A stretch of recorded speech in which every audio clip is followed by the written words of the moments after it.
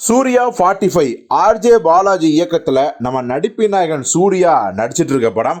இந்த படத்தோட ஷூட்டிங் பொள்ளாச்சி மற்றும் கோயம்புத்தூர் அதன் சுற்று வட்டார பகுதிகளில் தீவிரமாக நடந்துட்டு இருக்கு.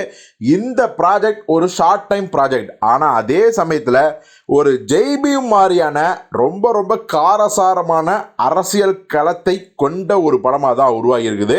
ஸோ இந்த படத்தை நம்ம ஏற்கனவே சொல்லியிருந்தோம், நம்ம நடிப்பின் நாயகன் சூர்யாவும் சரி, படத்தின் ஹீரோயினான நம்ம த்ரிஷாவும் சரி லாயராக தான் நடிக்கிறாங்க அப்படின்னு.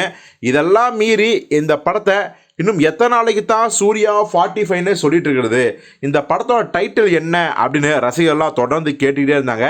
நம்ம கார்த்திக் சுப்ராஜ் படத்துக்கு கூட ரொம்ப நாளாக அந்த டைட்டில் என்னவா இருக்குன்னு கேட்கும்போது கரெக்டாக அவர் ரெட்ரோ அப்படின்னு ஒரு கிளாசிக்கான வெஸ்டர்ன் டைப்பில் இருக்கிற ஒரு டைட்டில் வெஸ்டாரு. மாஸாக இருக்குது, கிளாஸாக இருக்குது. அப்போது ஆர்ஜே பாலாஜியோட இந்த சூர்யா 45 மட்டும் என்ன டைட்டிலாக இருக்குன்னு பல பேர் பலவிதமாக யோசிச்சிட்டாங்க. ஆனால் நம்ம விசாரித்த வரைக்கும் இந்த படத்துக்கு இப்போதைக்கு என்ன டைட்டில் வச்சுருக்காங்க அப்படின்னா, பேட்டைக்காரன் அப்படிங்கிற டைட்டில் வச்சுருக்காங்க.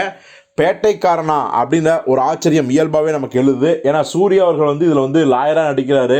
படத்தோட களம் அரசியல் களம். அப்படி இருக்கும்போது பேட்டைக்காரன் அப்படிங்கிற டைட்டிலுக்கும் இந்த கதைக்களத்துக்கும் என்ன சம்பந்தம் அப்படிங்கிற ஒரு சந்தேகம் நமக்கு ஏற்படுது. இன்னொன்று, என்னதான் இருந்தாலும் இந்த படத்தோட மொத்த கதை என்ன, அந்த ஒன்லைன் என்ன அப்படிங்கிற விவரம் நமக்கு தெரியாது இல்லையா? ஸோ அதனால் கண்டிப்பாக இந்த பேட்டைக்காரன் டைட்டிலுக்கு ஏற்ற மாதிரி தான் கதையும் இருக்கும்னு நம்ம உறுதியாக நம்பலாம். ஏற்கனவே பார்த்தீங்கன்னா சூப்பர் ஸ்டார் ரஜினி நடித்த பேட்டை அப்படிங்கிற படம் ரிலீஸ் ஆகிருக்குது. இதற்கு முன்னாடி நம்ம தளபதி விஜய் நடித்த வேட்டைக்காரன் படம் ரிலீஸ் ஆகிருக்கு. இப்போது சூர்யாவுக்கு பேட்டைக்காரன் அப்படிங்கிற டைட்டில் வந்திருக்கு. ஸோ விஜய்க்கு வேட்டைக்காரன், சூர்யாவுக்கு பேட்டைக்காரன்னு ரைமிங்காக சொல்ல கரெக்டாக இருக்கும். ஆனாலும் இந்த படம் ஒரு ஜெய்பீம் போல்.